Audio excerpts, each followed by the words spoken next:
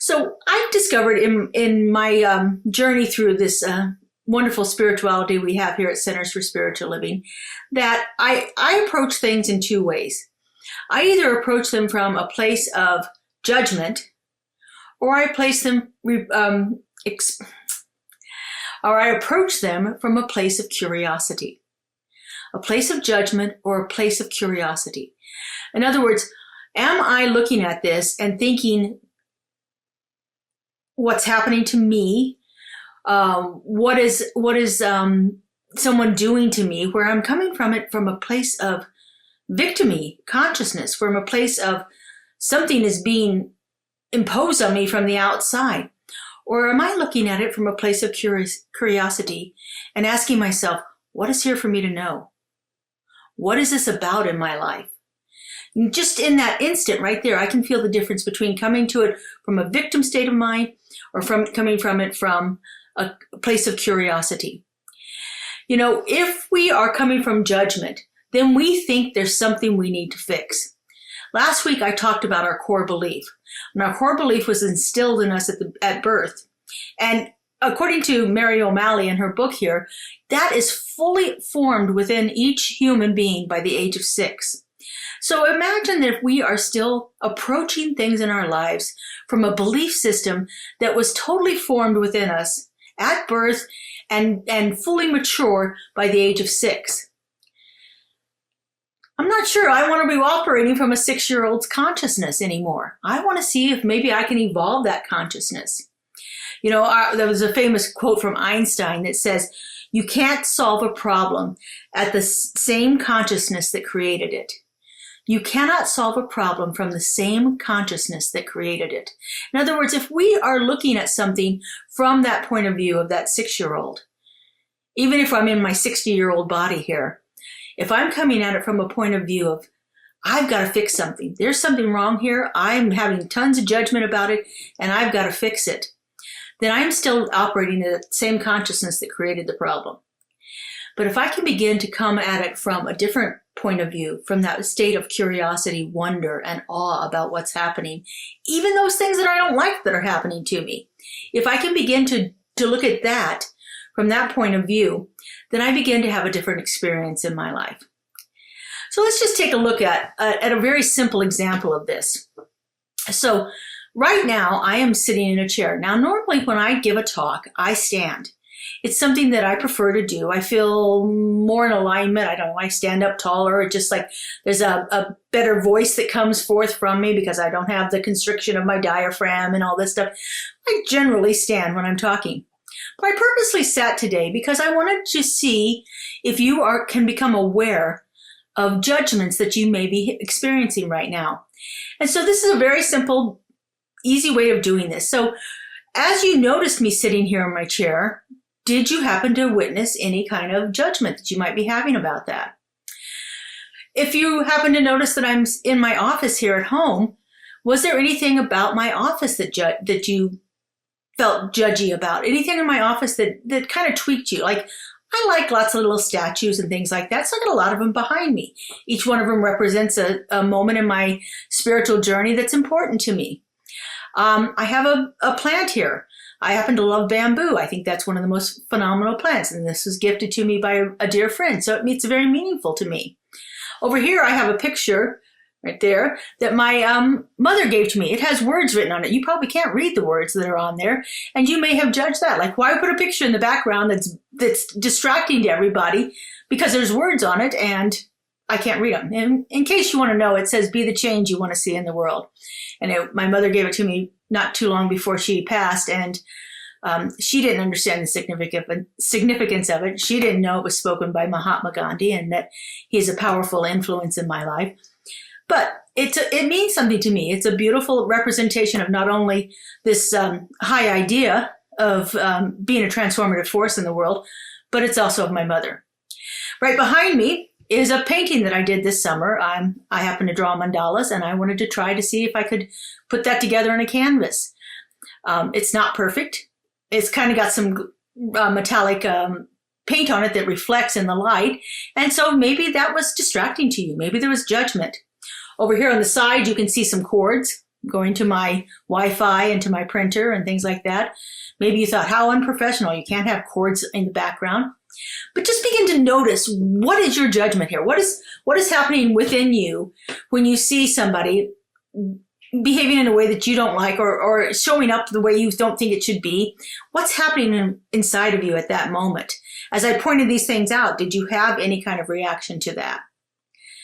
It's interesting to begin to notice the things in our life, because I can guarantee you anything that you noticed about me or my background or anything like that is magnified tenfold in how hard you are on yourself. One of my favorite singers, Michael Gott, says in one of his songs, he says, "I never say to anyone the things I say in my own mind." So what are you saying in your own mind? What are those judgments that you are having? You know, a big part of Mary O'Malley's book talks about this dualistic nature of our mind. Now, here in Centers for Spiritual Living, we believe that there's only one and everything is that one. But our functioning mind operates in a dualistic level. We have a part of us that is actually consciously thinking, and then we have a part of ourselves that's aware of what is being thought. There have been many, many names for this throughout the ages by different spiritual teachers. In her book, Mary O'Malley calls that thinking mind that's always chattering, she calls it the storyteller. That's always making up stories about things. So it's the thing that's judging. It's the thing that thinks it has to fix. Some of my favorite authors, Joel Goldsmith calls it the carnal mind. Michael Singer calls it the witness or the inner roommate. So it's that idea that there's something, I'm sorry, he doesn't call it the witness. He calls it the inner roommate. The witness is something else altogether. So anyway, we have this judging part of our body, this part that is generally is chattering. The Buddhists call this in meditation the monkey mind. It's the thing that just starts going like crazy whenever you try to quiet your mind. But there's always a part of you that is witnessing that. That's what Michael Singer calls the witness. That is the part of us that is the higher self. Joel Goldsmith calls it the Christ consciousness. It is the part of us that sees that. Mary O'Malley refers to it oftentimes as the self with a capital S. So let's just do a little example of how this is operating in our lives. So I want you to just take a moment and close your eyes, and silently in your own mind, I want you to repeat the word peace. And just do this several times. Just repeat in your silence of your mind the word peace.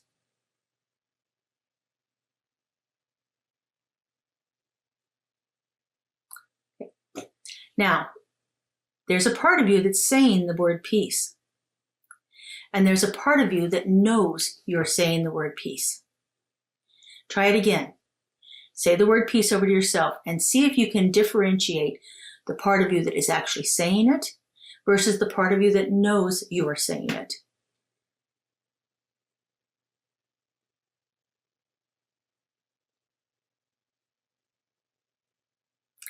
It's very fascinating to begin to watch how our minds are working and how they're operating in our lives.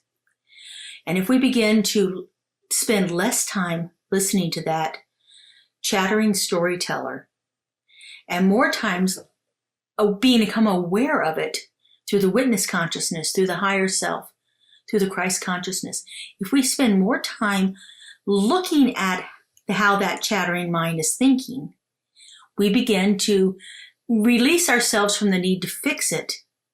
And we become more curious about what is available to us to know and experience through that.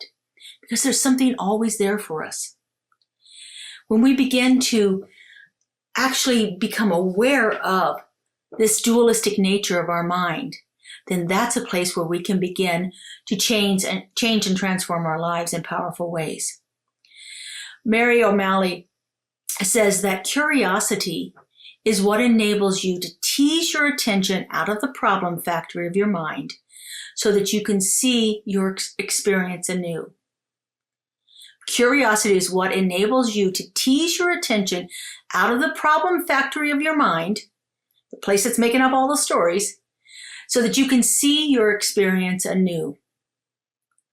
When we begin to apply curiosity instead of judgment and the need to fix to our everyday situations in life, we can then get out of the situation and more readily see a solution to it.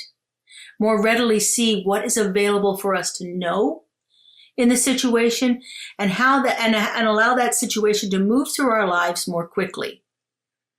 We apply this in different ways with different practices that we do, but it's all about becoming more aware of what's going on in our life. Mary O'Malley talks about this idea of focused attention. She says that focused attention is like a laser that with its concentrated beam brings the healing power of curiosity to your immediate experience. So imagine that you're driving down the road and somebody pulls in front of you and cuts you off. You have an instant reaction at that moment.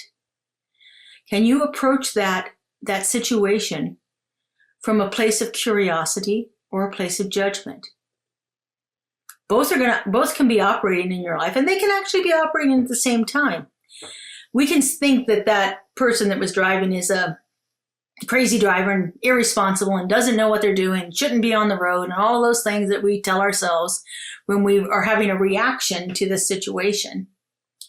Or we can approach it from a place of curiosity. What's happening in this person that they did whatever they did? What is happening here? Why am I having such a reaction to it? Is this thing going to in any way inhibit me? Is this going to be detrimental to me?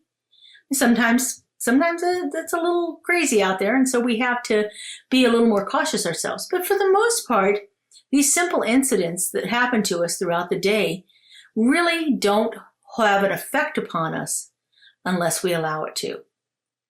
And if we allow it to do that because we're judging it or trying to fix it or we're angry about it, all of those things, anger, fear, judgment, all of that comes from that need to want to control things. We spend so much of our time in life trying to control the situations that are happening around us that we lose the sight of what is available to us through these things. So again, that laser attention, bringing our awareness to a situation, to a problem, and seeing what's available to us through that act of curiosity. It is a very, very powerful force. She goes on to say that when we stop trying to fix life and instead become present in our own experience, we come into alignment with life with a capital L. Life as in that divine infinite nature of spirit that is moving through us into manifestation at all times. When we stop trying to fix it and instead become present with what is happening to us, happening in us right now, in this experience, what is happening right in this experience, we become more in alignment with spirit. We become more aligned with what is the truth here? What is the reality with a capital R? Not what my judgment is telling me about this situation, but what is here for me to know. Now, there are many, many powerful practices that we can do to help us get to this place. One of the things that I really like to work with is meditation. And meditation can be such a powerful experience if we are open to what's available there for us. So let's take a look at our bodies. And I'm going to take you through a little bit of a meditation with our body that can apply the power of curiosity to deepen our experience of it.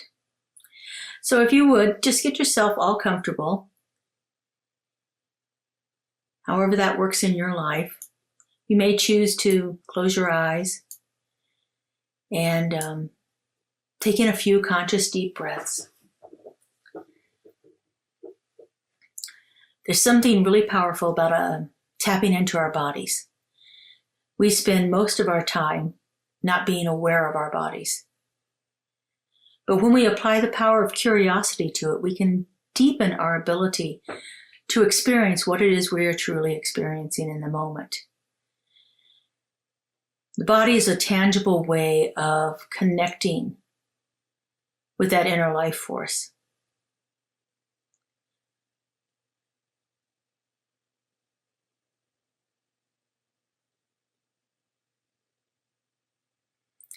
Often we spend too much time in our minds. And we think of our body as a vehicle to carry it around the world. But our bodies can become one of our best friends. There is a natural wisdom that is inherent in the body. And our bodies can actually tell us what we're experiencing in the moment long before our mind does. Our bodies are always communicating with this natural wisdom to us. But I don't think we've really been taught how to listen to it. So, settling yourself into your seat, bring your awareness and your attention to your body for just a few moments.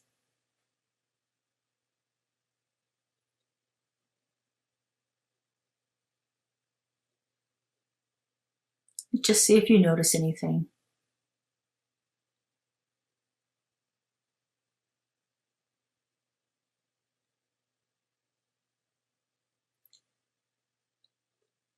Now I'd like you to see if you can identify 3 distinct sensations in your body.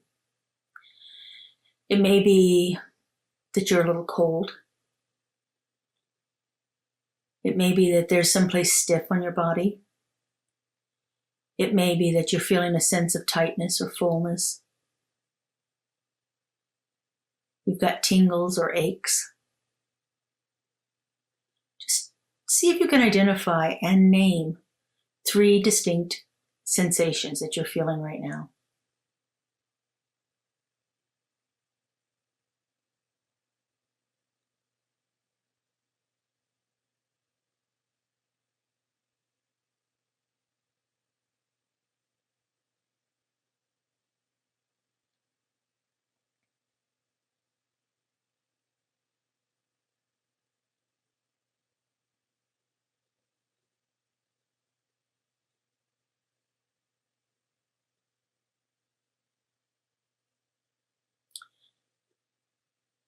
And now begin to notice if your mind keeps moving back to that storyteller, that chattering mind that is thinking something else. And it could be any kind of thoughts. You could be saying to yourself in your mind, oh, I've done this before. Or what's the point of this? Or you might find yourself attached to one of those sensations and then go into a cycle of trying to figure out what it's about. Why is that pain there? Is there something wrong with me? I shouldn't be having this pain. Oh, that's the same pain I had 2 weeks ago. How is your storyteller acting in your mind? So sit with those sensations and just notice what's happening in your mind. When you become aware of that storyteller, see if you can bring it back to just the sensation without the judgment.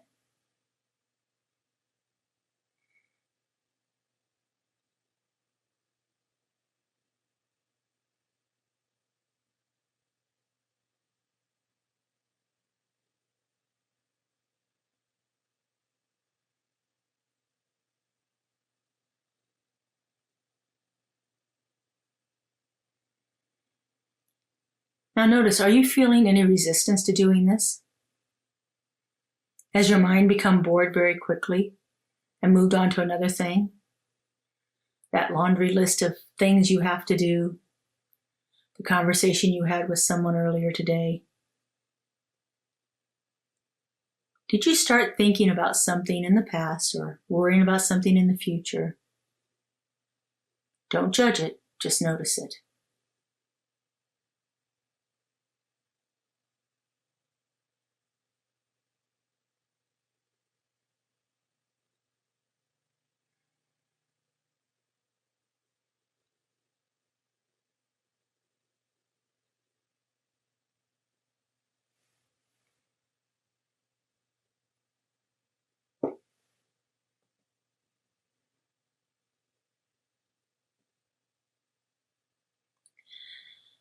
All right, just taking a couple deep breaths and bring your attention back to our time together here. Mary O'Malley says, curiosity is where the magic happens. Curiosity is where the magic happens. And what we've been exploring here tonight is what she calls true alchemy.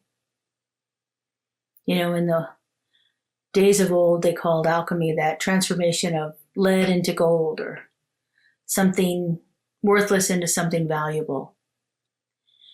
She considers this to be the alchemy of consciousness, the alchemy of unconsciousness into consciousness, moving from a state of unconscious reaction to a state of consciousness that it has that innate curiosity in it.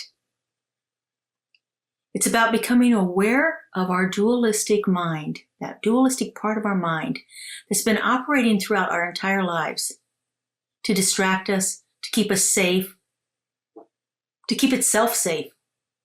There is a separate part of us that is operating at all time. And as we become more and more aware of it, we can begin to transform it. Most of our lives, we've been subject to the storyteller's interpretation of our experiences. The storyteller makes up stories. It experiences something and it tries to find reason and justify or blame or shame or any of those feelings that are going on there. The storyteller tells us things like, I am separate, I'm not safe, I'm not enough, and I must learn how to control this. In order to stay safe and sound and secure in our life, our storyteller is very active. But we are under the spell of its illusion. We have spent most of our lives under this spell. That these things that it's saying have convinced us that it is the thing we need to be listening to instead of our higher selves, instead of our true nature, instead of that deep, abiding consciousness that brought us into existence and is moving through us all of the time. But the storyteller chatters a lot. And it wants to keep our focus on it. Because again, that makes it feel safe and in control. Now the storyteller has its spells that it uses, but we also have our own spells. Sometimes we call these spells affirmations or prayer. They are the spiritual practices that we have learned to use. And trust me, they are pure magic. They are the things that will transform our lives. This way of becoming aware of what is really happening within our own little dualistic consciousness that is working through us all the time. Again, trying to keep us safe, trying to keep itself in control, trying to manage a situation.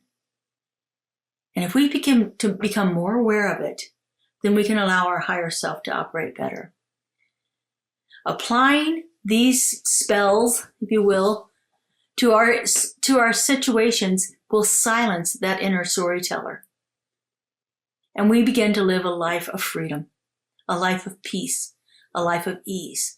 The more we can quiet that chattering mind, the more we can stop attaching blame and judgment and the need to control to our experiences. That's curiosity. And that curiosity leads to magic. We can make magic happen in our lives each and every day through this practical application of this idea of exploring things from a state of curiosity instead of a state of judgment. A state of trying to fix it into a state of just being with it. I think this is one of those spiritual practices that really, truly has to be applied consistently and consciously throughout our daily lives. Every time we're faced with a situation, every time we have a challenge, begin to notice how we're behaving with it, how we're reacting to it, and what is the operating force in our life. And then hit it with a little magic.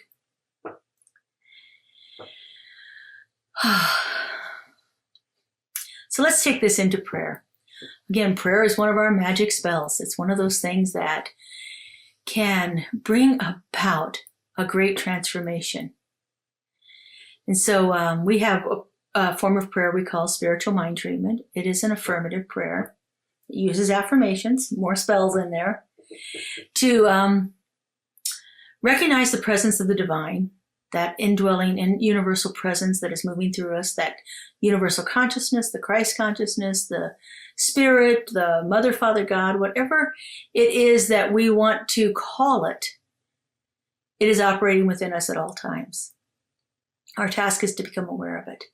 And through the spiritual mind treatment of recognizing that divine, that is more, solidifies it within our being. A second stage of treatment is to unify ourselves with it. If this is what spirit is, and spirit is all there is, then I've got to be part of it too. And in the third stage, we state those spiritual truths that we know, that apply to the situation we're dealing with. We give thanks and we let it go. So join me now in spiritual mind treatment.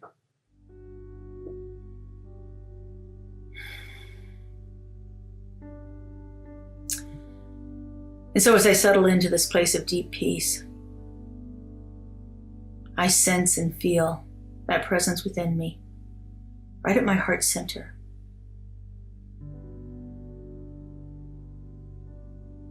I know it is the driving force of my life.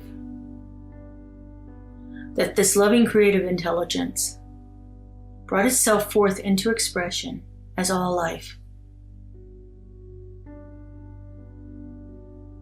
Right from the very beginning, there was nothing else but this one thing. And this one thing took action and brought forth all things. And in that creative process, it endowed it with everything that it is.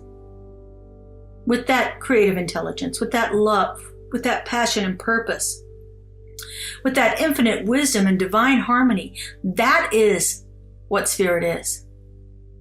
That is the very nature of this creative, eternal presence. And because I know that there is only this one thing, I know that I am one with it. I know that that very passion lies in the heart of my being. That I am a creation of love. With purpose, with wisdom, with clarity, moving through me at all times. And as I know this is true for me, I know this is true for all beings. I know that each one of us is that perfect, unique emanation of the One, filled with all that the One is. That love intelligence, that eternal, infinite wisdom, that perfection and harmony. That is the truth of all life. And so, knowing this, I speak my word.